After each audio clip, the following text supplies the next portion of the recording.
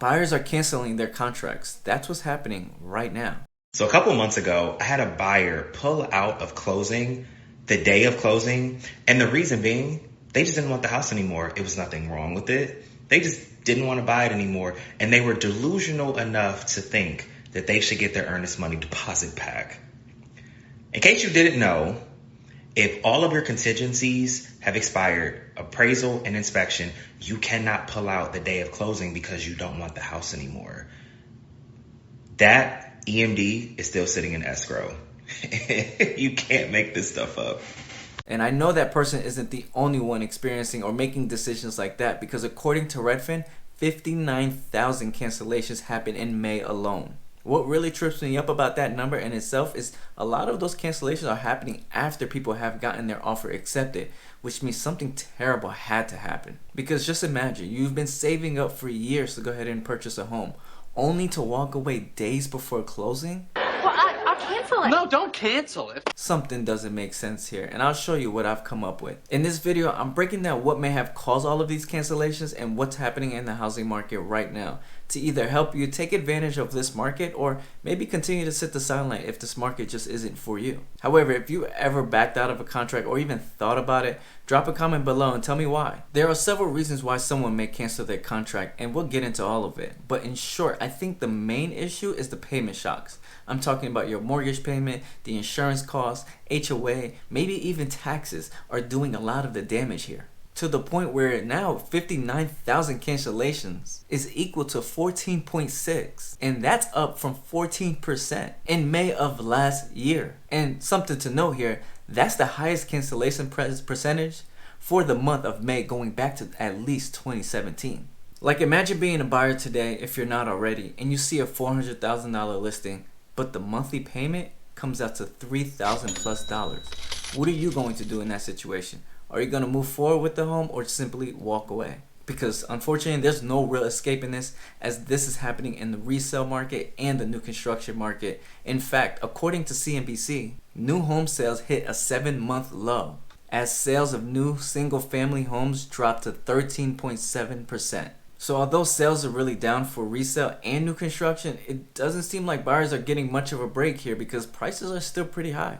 In fact, if you are wondering, here are some of the common reasons why buyers are walking away. The very first one being buyers simply are just changing their minds. And I think it's all second nature of us all as humans to second guess ourselves, especially when we're talking about a large sum of money. So if you decide after day one of being on the contract you want to wipe your hand clean, you could probably do that. But I just want to caution you, that's probably not going to work in every single market. In fact, here in North Carolina, in order for you to get a home under contract, not that it's required, but chances are you're going to have to put up some sort of non-refundable money to get that home under contract, to do your due diligence, to do your inspection, and to do whatever it is that you want to do. So make sure if you're going to put an offer in that it's the one. Another reason, financing issues. Now, sometimes you can control this, sometimes this is all completely out of your control. But I will say, a lot of times when I see it's a financing issue, it's because, again, like I mentioned earlier, it's a payment shock. So do yourself this favor. Before you go ahead and make any offer on a property, ask the lender for a breakdown of what your monthly costs are going to be, which should include your principal, your insurance, it should be your interest, it should be your taxes, your HOA, if that's even applicable in that situation. But make sure you get that breakdown so you can have a clear understanding, if you were to purchase at whatever dollar amount you want to purchase at, what is your payment even going to be, even at that current interest rate. And you can do all of that before you even put an offer on a property, just to give yourself an idea. You can even get your closing cost estimates, right? This is all estimates, so don't use the numbers as whatever you're getting as verbatim as that's exactly what it's going to be. But if you wait to the end to do this and you get sticker shock, you are only hurting yourself. I kid you not, this same scenario happened to me where, not that I got sticker shock, but at least I went through a lender to get pre-approved, and sure enough, we got the numbers back, because I'm gonna get the breakdown. I don't know about y'all, but I'm gonna do it at least. And when I got the breakdown, I was like, why is my closing cost like, it was some crazy number. I was like, this doesn't even make sense. So of course I asked for the breakdown, and sure enough, the lender is charging me a ton of points that I didn't even ask for. I didn't even need it at that point in time. So it was like, why is all this money going there? So immediately, what did I do in that situation? Probably you guys can do the same, is just go find somebody else. Another thing that I see happen when it comes to financing is the mortgage rates. So unfortunately, I don't know why lenders don't share this. I don't know why. I hope your realtor is sharing this with you at least to say the least, or your real estate agent, whoever it is.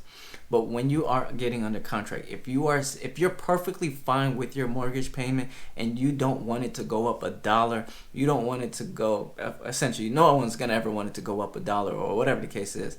But in this situation, you have to, when you get a home under contract, you have to lock in that rate, because I've seen it and I've heard so many stories of people just not being able to qualify for the home because, again, when they go ahead and go under contract on that home in comparison to when they close on it, you're easily looking at a 30-day gap, and maybe 45 depending on your circumstances, maybe even longer if you're building from ground up. So in that case, yes, rates are going to fluctuate on you, especially if you don't lock it in.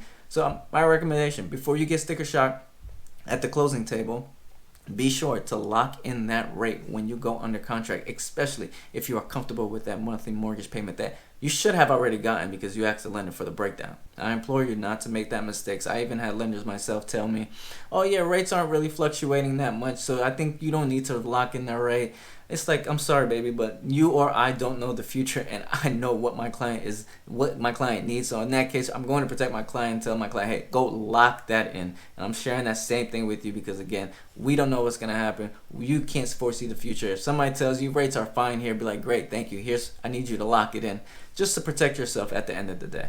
Because if it isn't finance issue that makes a buyer walk away, it's probably going to be a home inspection. Granted, home inspections are not a pass or fail situation unless if you have a FHA or a VA, which they kind of do their own thing, and that has to be on a pass or fail situation. But I still would recommend getting your own inspection to make sure you have a thorough understanding of what's going on within that house in itself.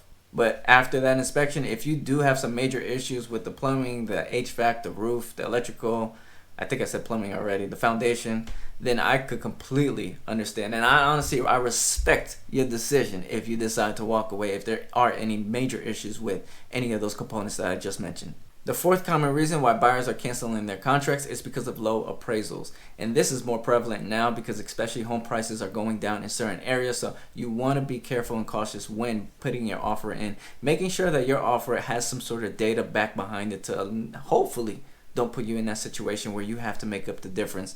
But essentially what's happening here is a buyer is putting in offer price and the bank is saying, hey, the home is only valued at this much. So now you have to make up that difference from your offer price to what the bank is willing to lend you on that home in itself. So there's a few things you can do here. You can either make up the difference, you can go to the seller and say, hey, meet me halfway, and then y'all, figure out whatever y'all got to do there. Or the seller just is kind enough, which good luck, it reduces their price to the appraised value in itself. Honestly, the only way to really protect yourself here is making sure you or maybe your agent is doing a CMA prior to understand what's going on in that neighborhood, specifically with the values, to better understand where should your offer even come in at, so you don't get caught with red-handed having to dish out an additional $5,000, $10,000, maybe even $20,000 just to make up the difference from your offer and the appraised value.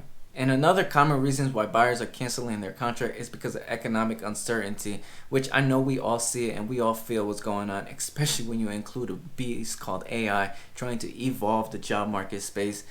Everybody is feeling unease at where their job is and what's going to be there later. So I completely get it and I understand, because at the end of the day, the lender is going to verify your role in your job position. So there's no real escaping that. And I'm sure the last thing you want to do is drop a whole bunch of money in your deposits and get prepared only to find out later that you don't have a role and now you don't qualify for that home and now you just lost all that money simply because the job market.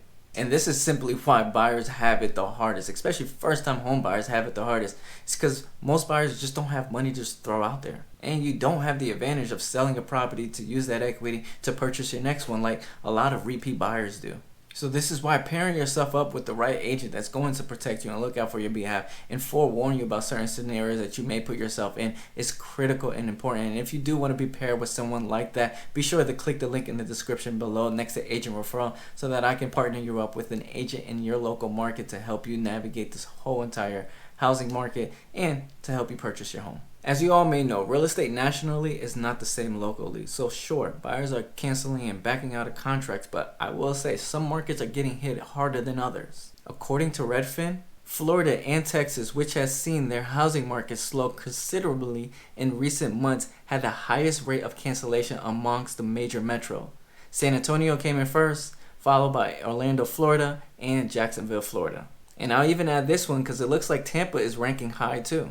Are you in one of those markets? Let me know in the comments, what is it that you're seeing locally? Because looking from afar, I would assume the insurance issues going on in Florida entirely is what's causing a lot of those cancellations to even occur. So what should you do, or can you do as a buyer to take advantage of this current market? Well, first off, you should know how to be pre-approved or already be pre-approved, and have a real estate agent by your side that is going to look out for your best interest, because I really want you to negotiate in this current market. I'm talking about maybe you want to negotiate price, seller's concessions to buy down your rate, or maybe there's some repair concessions that you want to do, or I don't know, maybe you just want extra money in your pocket, whatever the case may be. But also, I really want you to understand this too. The price that you see online is not necessarily what the seller is willing to accept, especially in this market that we're in. Some sellers are getting hurt a little bit more than others. However, I know I mentioned this earlier, and I'm going to say it again as a reminder. Be sure you're doing your CMAs prior to writing your offers, just to make sure you're not going to have appraisal issues that's going to literally probably destroy your entire plan. With everything happening in the housing market, you may be wondering, especially as a home buyer, should you just wait too? And that's a valid question. And honestly, I'm biased, so don't listen to me if you don't want to hear what I have to say. But if you want to build wealth through real estate, or simply just get a home for you, yourself, and your family, despite what's going on, yes, it's still worth it, especially if you are willing, able, and ready to buy.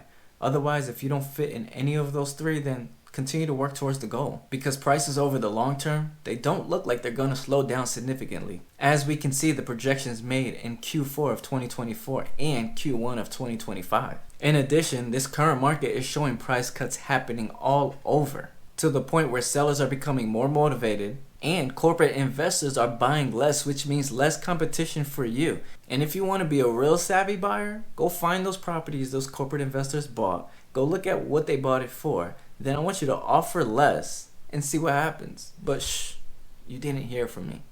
And then as like a cherry on top, you even have new construction offering you incentive in this current market to buy down your rate, or maybe even help you out with closing costs.